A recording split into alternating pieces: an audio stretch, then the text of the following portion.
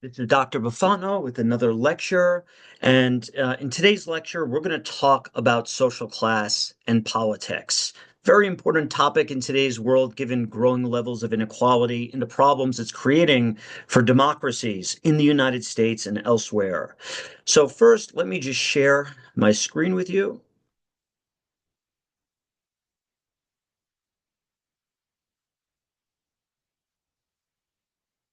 Okay. All right. So, in order to be able to understand social class and how it impacts politics, as well as how to compare countries and time periods, we do first have to define this concept, right? So we're going to learn in today's lecture what exactly a social class is. And you might be surprised to learn it's more than just how much wealth a person has, right? It's a bit more complicated than that. So we'll talk about that first. Then, secondly, we'll talk about how social class is politicized. And we're going to learn all sorts of terms like aristocracy, peasantry, the middle class, working class. We're going to talk about labor union activism and the policies they support. So, we're going to talk about how this concept can become a part of political discourse. And, of course, as well, differences across countries. We're going to understand the evolving role of social class and democracies. And we're also going to compare countries across the globe in the process. So, you're going to learn that, here in America, we have a very liberal capitalist ethos. Labor unions tend to be very weak here in comparison with the social democracies in continental Europe. So let's get to it. First things first, what exactly is a social class? A social class consists of people who believe they share a common social status. And by social status, okay, I mean a certain economic status within society. Okay, so now, of course, there's a cultural element to this because people have to believe in this identity, right? It's more than just, oh, I'm earning $50,000 a year or I'm living in a nice home.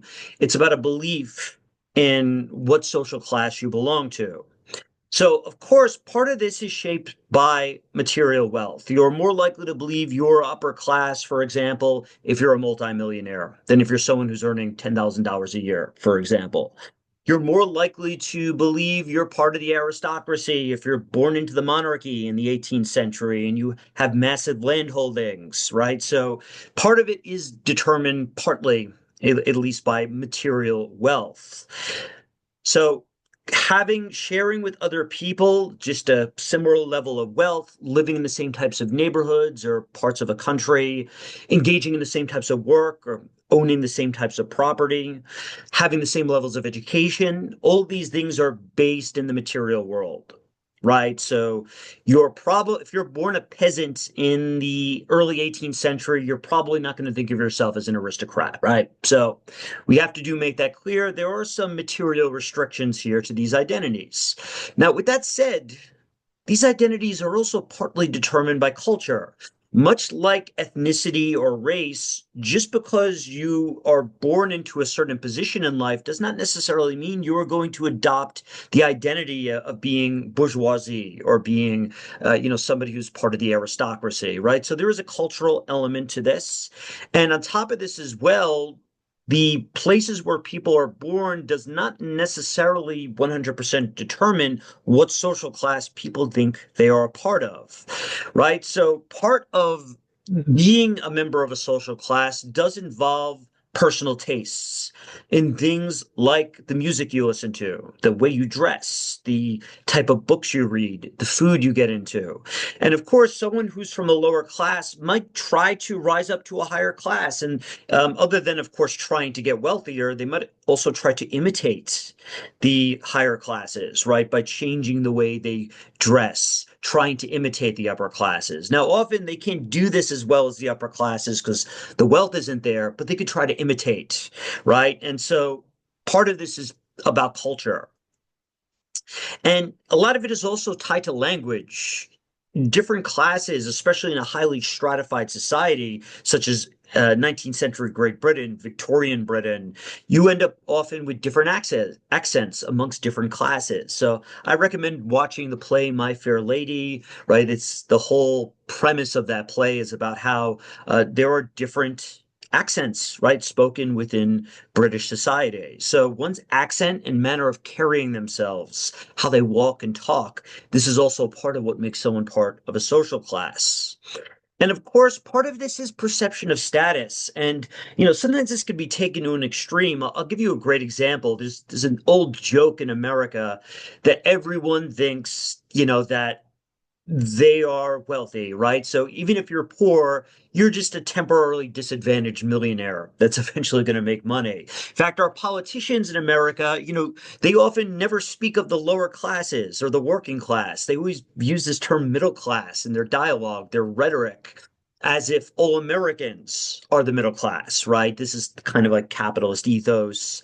It's perceptions of status can change from culture to culture. So it's not just about your material wealth, it's also about ideas, the media people are exposed to, how they're socialized when they're growing up. These things affect social class identity. Okay, so you know what social class is now, right? And of course, social class sometimes becomes politicized. In fact, it often becomes politicized. So let's first take the example of social class during the feudal age of monarchies. So we go back centuries ago in Europe when the region was ruled by different monarchs. Social class was politicized in a very specific way. So in these pre-modern monarchies, power in part was determined by a certain form of wealth. Before the Industrial Revolution, it was all about owning land, right? If you owned controlled access to land, this made you wealthy. And with this source of wealth, you can become better educated than the rest of the population, right? So those who own wealth are also going to dominate politics. And because they were more educated than the peasantry, right, they're going to develop different norms. They're going to develop a distinct style of dress, a distinct way of talking and speaking. What's going to develop is the aristocracy. So this landowning class of people. And so thus, what does the aristocracy have in common? Well, materially, they control land. Right? So that's what gives them political power. Pre-modern monarchies, whether we're talking about Europe, China, the Middle East, land access is what gives you power. And of course, these economies were based on agriculture, right? So naturally, the biggest source of wealth is going to come from land ownership. And the peasants who worked that land, they didn't own it. It's the aristocracy that's collecting the profits off the land. The poor peasants who are actually doing the grudging labor, right? The farmers, they are subjugated and they are excluded from politics within the system. The wealthy aristocracy, they dominate the political system. The monarch, of course, the king was part of that aristocracy, often the largest landowner in these feudal kingdoms, while those who worked the land as peasants were treated as subjects, not as citizens with political rights. They were excluded from politics. And, there was a justification given for this. So this is the cultural element here. Oftentimes, the aristocracy and the monarchy, they justify their power based on this idea that they were born into wealth because they were blessed by God, right? And peasants, their role was to serve the aristocracy, be good Christians or Muslims, so on and so forth, right? And if you live a good life, you will then go to heaven. So this politicization of social class, okay, we see the emergence of this rhetoric to justify the political rule of the aristocracy and the monarchy. And they developed the aristocracy in these different societies, this very elegant culture that was impossible for the peasants to really attain because they didn't have the wealth to afford the dresses, the palaces. The aristocracy makes themselves exclusive by the type of culture they create, right? If you have these great banquets, you have these great pieces of architecture, it's something that the lower classes can never imitate. And so we could compare that picture with the aristocracy you just saw. And, one of the most extreme examples of this is, Versailles Palace right before the French Revolution, where you had this opulent wealth. And in contrast, the peasants in the countryside, you could see by the manner of their dress, right, that they are visibly poor. And thus it enables for social class distinctions more easily in society. Now, what is going to change the nature of social classes, not only in Europe, but the rest of the world? It's the Industrial Revolution, right? We talked about this earlier in the semester. So if as economies grew to the Industrial Revolution, peoples moved to cities, they began working in factories, new forms of wealth began to emerge that were not just based on agriculture, but also mass production of goods in factories and the emergence of these big corporations that were involved in mass producing goods as well as selling them in different parts of the world.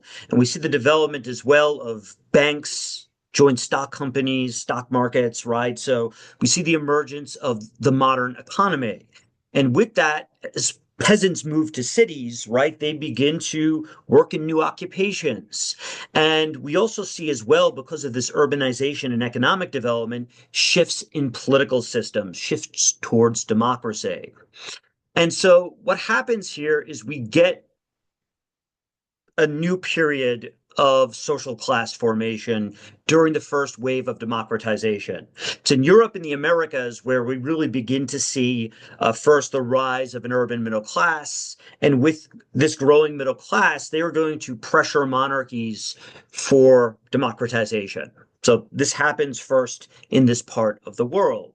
And what this creates in the process of all of this in cities is a new, what we call a middle class. In French, it's known as the bourgeoisie. You might have heard the term bougie before, right? The middle class, their wealth is not based on land ownership. It's based on owning businesses and factories. It's also based on, white collar professionals working in professions such as banking, financing, working as teachers, doctors, lawyers. So we see the emergence of these well-educated middle class professions. And these professionals, because they are well-educated in modern universities, they tend to be secular. They tend to be individuals who are in favor of democratization and capitalism, liberalism. So this new middle class begins to emerge. And they begin to struggle with the old social classes, the aristocracy and the monarchy, for political power. They begin to mobilize new types of institutions, such as political parties, social movement activist organizations, lobbying groups. They invent new tactics like protests and media campaigns. We begin to see the emergence here as well of journalists and newspapers. The middle class was well-educated, secular, and literate. And they wanted a change in the nature of their political systems. And so their ideology was different. They're not in favor of monarchy and theocracy. They're in support of liberal democracy. They want individuals to have the ability to vote. Now, the critical aspect of this, though, is that during this time period in the 1800s, they didn't want mass voting. They didn't want the poor to vote. They didn't want women to vote. They only wanted those who were men who were well educated and who owned land to vote, right? Only the middle class can have a say in these systems. And in fact, when we look at these democracies in the early 1800s, they, for the most part, restricted the right to vote. So the United States, in our early democracy, only about 10% of the population could vote. Slaves could not vote, women could not vote, whites who did not own property, they couldn't vote either.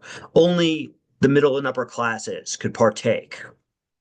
And so part of this early liberal sort of capitalist ethos was that, those men who had property and literacy, they deserved the right to vote. This emerging middle class, that was emerging in cities, the argument was if you were smart and well educated enough and hardworking enough to set up a factory, to go and, earn money, to buy property, well, then you deserve the right to vote. Whereas those illiterates, lower classes, the working class, they didn't deserve the right to vote. And so it was based on this idea of meritocracy, right?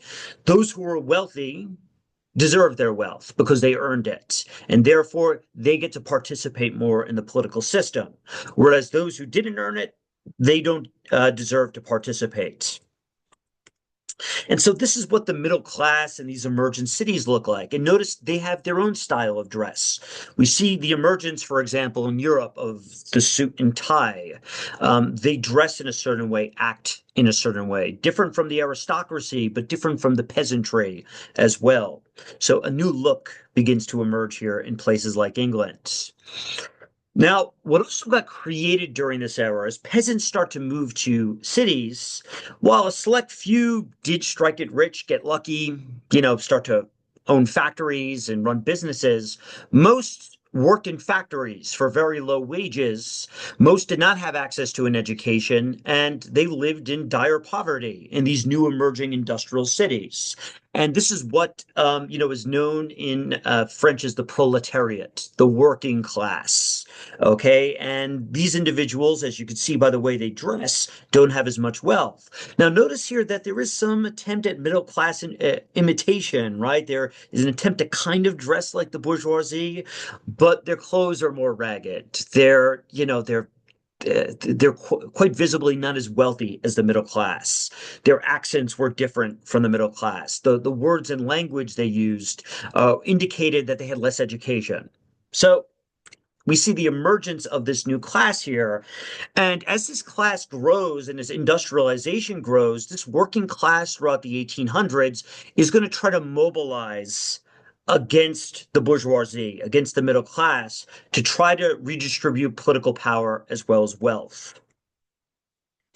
The policies of these early democracies often benefited business owners over working classes. So in the early democracies, there wasn't a social welfare state, there wasn't a minimum wage, there weren't regulations on the workplace in terms of safety conditions, for example. You had a situation where a lot of these factory workers were earning low wages, oftentimes working very long hours, oftentimes 12, 13 hours a day for very low pay, and living in parts of the city that were heavily polluted with poor living conditions. And in these industrial cities, there were growing levels of economic inequality. So while the middle class was benefiting, these proletariat, the lower classes, were struggling more in comparison. And on top of that, they were powerless. They had no voting rights. So while this growing middle class was gaining the right to vote, the working poor were not. And on top of it, these new businesses were not taxed much. So you had low taxes on these businesses. In fact, many of the taxes were passed down to the poor through things like sales taxes, right? So taxes on goods purchased. So you didn't have at these times an income tax, a progressive income tax, where the wealthy had to pay more in taxes. And so what's going to happen in these new cities as this working class grows is you're going to start to see working class mobilization. One of the big institutions that's going to emerge here are what we call labor unions. These are organizations of workers that form to represent their interests. Sometimes they form in only one part of the economic sector, such as mining or, the steel industry. Sometimes you get these very large labor unions formed that represent many industries, and sometimes you get one that represents all of the working class within a country. You find these especially in social democracies today, such as Finland, Sweden, and Norway. And what do these organizations do? Well, part of their tactics involve what's called the strike. The strike is when workers in mass decide to stop working, to shut the businesses down, to place pressure on the boss to give them better wages. And if you have a large enough labor union stretched across the country, they could do a nationwide strike, putting pressure not only on all business owners, but on the political system. And they could also engage in other social movement tactics like protests and sit-ins.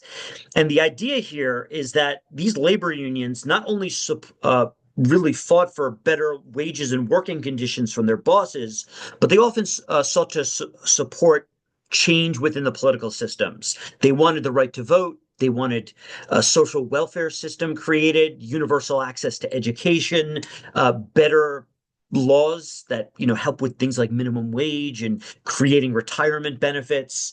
So they engaged in this mass movement activity to try to pressure governments to make reforms. And of course, many of these activists are going to support social democracy. That is, they are going to support not only, political systems that allow for voting and for representation in government, but also create strong social welfare systems, things like retirement benefits and greater government involvement in the economy.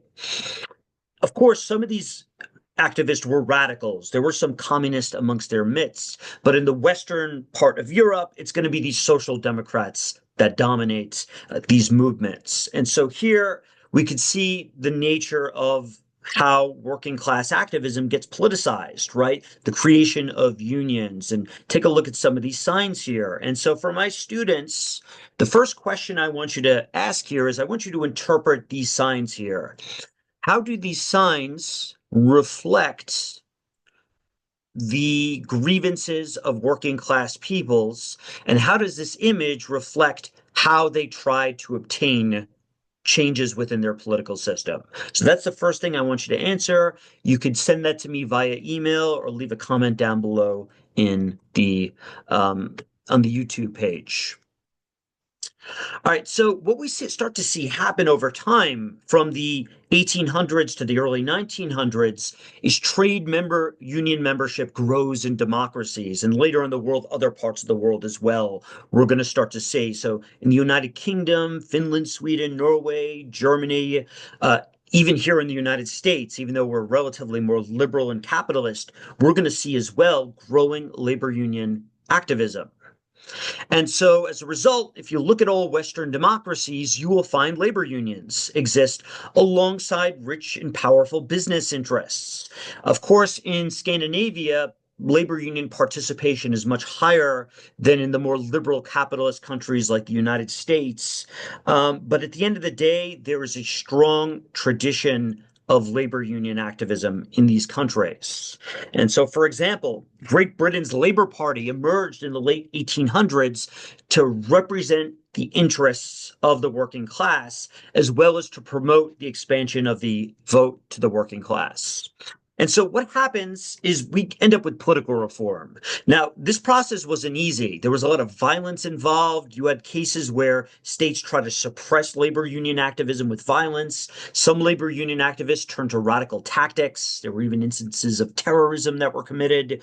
So things did not come easily, but eventually democracies did start to make reforms in response to this activism. So, for example, we get the gradual expansion of voting rights to the illiterate and the landless. Eventually, all white individuals are going to gain the right to vote in the United States. Okay, we are going to see social movement activism not only amongst the white working class, but as well amongst African Americans and women to try to gain the right to vote here, right? So we get this redistribution of some power as a consequence. So Great Britain, for example, which in the early 1800s only allowed, those with land to vote. We see the passage of these great reform bills in 1832, 1867, and from 1884 to 1885. And what gradually happened is that the right to vote was expanded to more and more people. The property restrictions were loosened gradually, and eventually all males gained the right to vote, all male citizens. And eventually this was expanded to women as well in the early 20th century.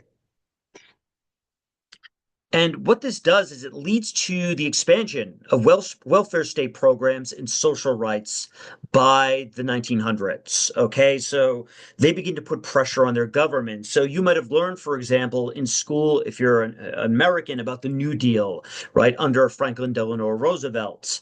We begin to see new policies that create retirement benefits for the elderly, for example, what we know in the United States as Social Security. We also begin to see as well the beginnings of the development of public healthcare systems.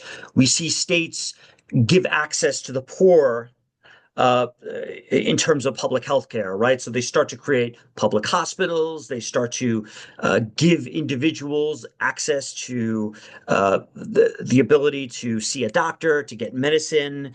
These programs, they serve to help the poor. We also see these policies to regulate businesses more. A minimum wage is created in all of these countries. And of course, the greater the labor union activism, we tend to see greater reforms, right? Because this placed more pressure on the governments. And because labor unions can operate more easily in democracies, we begin to see more social welfare reforms in those democratic systems. Democracies tend to tax the wealthy more, and they tend to spend more on social welfare programs than dictatorships do as a consequence of this.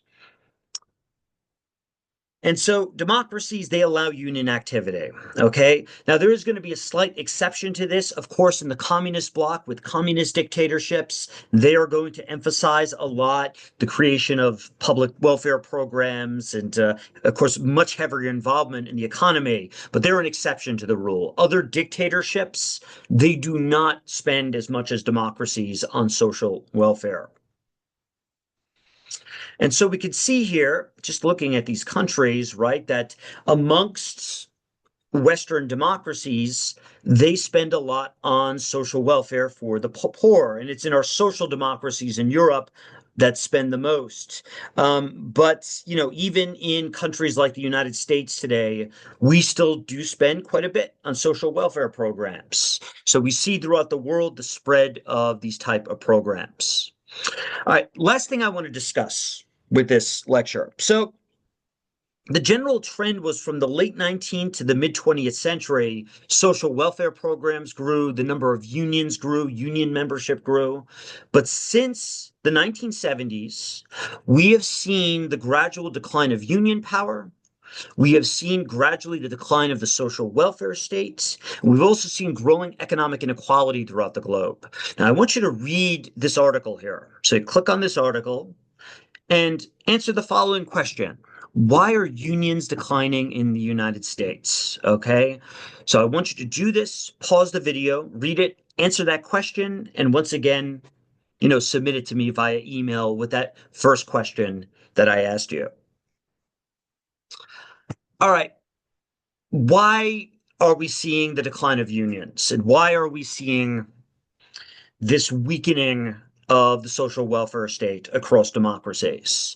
Well, a big part of it has to do with the fact that we are seeing growing rates of inequality throughout the globe, due in part to globalization. Now, of course, in old democracies, whatever time period we're talking about, the wealthy are going to have an advantage, right? They are better educated. They're going to be able to spend more on campaigns. Wealthy individuals have more time to go out and vote. They have more time to go out and protest, to become active in politics. So this has always existed in democracies. Okay, so regardless of the time period, right? And of course, even when you have campaign financing restrictions, elections are still expensive. The wealthy are going to be able to give more to campaigns than the poor. Now, with that said, there are differences across time periods. So obviously in the early 1800s, only the wealthy, due to the laws, could vote because of severe restrictions on voting and due to high rates of economic inequality. This shifted from the late 19th to the mid 20th century to growing rates of equality, the emergence of labor unions, and the creation of social welfare programs. Democracies really reached their height in terms of the amount of equality they had in by the 1960s, right? But since the 1970s, we have seen growing rates of inequality, and with that, declining rates of union membership, declining rates of civil society activism, and growing problems as well within democracies across the globe. Now, why has this begun to happen? Well, part of this has to do with the fact that as our world since the 1970s has become more interconnected due to the growing emergence of aircraft, telecommunications technology, the internet, it has become easier for corporations within democracies, wealthy democracies, to move their factories overseas to poor developing countries where they can take advantage of cheap labor. Right now, of course, there is some positive benefits to globalization here. This growing trade and interaction led to the decline of wars throughout the globe. Initially, as well, this an early process of globalization did help lead to the spread of democracy to poorer countries. But, and this is the big but, over the long term, it has led to growing rates of economic inequality because these corporations can move a lot of their businesses overseas. At times, this has broken the power of a lot of labor unions in the West, and it's allowed corporations to grow wealthier as a consequence, right? So we see the decline of labor unions as a consequence and growing wealth with corporations. Now, this is not the only reason why this is happening. On top of this, starting in really the 1970s to the present, we see the growing power of computing technology. And as we see the rise of automation, factories where robotic technology can do a lot of the work, suddenly you could fire a lot of workers. So, for example, in the early 1900s, the average steel factory employed about 1,000 people. By the time we get to the present, it's about 25 people we find in an average steel factory in places like Pittsburgh. So, what happens is that you see bosses start to fire workers en masse, and thus there is less of a need for factory workers. And so this automation leads to less of a need for workers in factories. Now, just to add to these complications that are leading to growing inequality, because of growing ease of transport and communication, we're also seeing as well growing rates of labor migration from poor developing countries in the South and the East to more wealthier countries in the North and the West. And what is this doing? Well, a lot of these labors are coming informally to Europe and the United States. They are often willing to work for very low wages, sometimes off the books for wages that are lower than the minimum. This is also helping to drive rates of growing inequality. Now, added to these problems is that because labor unions and factory jobs are declining, if you're an American and you want to attain middle class status, well, now you need to gain more education. Now you have to go to college. And as there's been growing rates of people wanting to go to college, the demand has gone up, the price of college has gone up. This has made it very expensive. A lot of young people are taking out lots of loans, and it's become thus harder for people to get a good middle class job, and rates of personal debt are growing. So this has all led to growing rates of inequality rising throughout the globe. And on top of that, labor union participation is declining. And this is especially true in the more liberal democracies, places like the United States, Great Britain, Canada, Australia, in comparison with Scandinavia. So just we're seeing growing rates of inequality throughout the globe and within countries. And so what this has done is it's decreased the power of labor unions and increased the power of businesses and the interest groups that represent them, such as chambers of commerce. And so we've had declining rates of union membership. And if you went back to the 1950s, a little less than half of the American population belonged to a union. By the mid 1970s, that rate was about 25%. And today, that rate is a little less than 10%. This is very problematic. What has happened is that civil society has been gutted in the United States. It has become more and more difficult for poor and even middle class individuals to mobilize. And those who are wealthy, the Elon Musk of the world, the George Soroses of the world, right? The people such as Jeff Bezos, they have gained fortunes of tens of billions of dollars, and in a few cases, hundreds of billions of dollars. This grand accumulation of wealth has created a situation that has made our democracies less democratic. Wealthy individuals have placed greater leverage on states to cut social welfare reforms. I'm sure you're reading the news right now in the United States about how this is happening. Now, of course, for liberal capitalists, they see this as a positive because they believe in free markets. But for social democrats, they see this as a massive problem because this is leading to growing rates of inequality and thus growing rates of political inequality that makes our countries less democratic. So depending on how you define democracy and what you believe is important, you either see these trends as a positive or a negative. And of course, for Trump supporters in America, supporters of Elon Musk, they see this as a positive. For the left, supporters of social democracy, they see this as a disaster. So it depends on your perspective, right? And so Of course, I do need to keep in mind the academic perspective here. As rates of inequality grow, it does become more difficult to sustain a democracy. Of course, some levels of inequality are to be expected, right? You do want a situation where you encourage people to work harder, to get better wages, right, and to get an education. But if the inequality grows too much, we find that this does create severe problems with instability.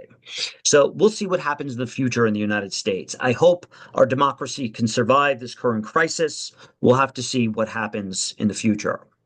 Okay, so that's it for you folks. If you guys have any questions, you could leave them down below in the comments. I'll see you at my next lecture.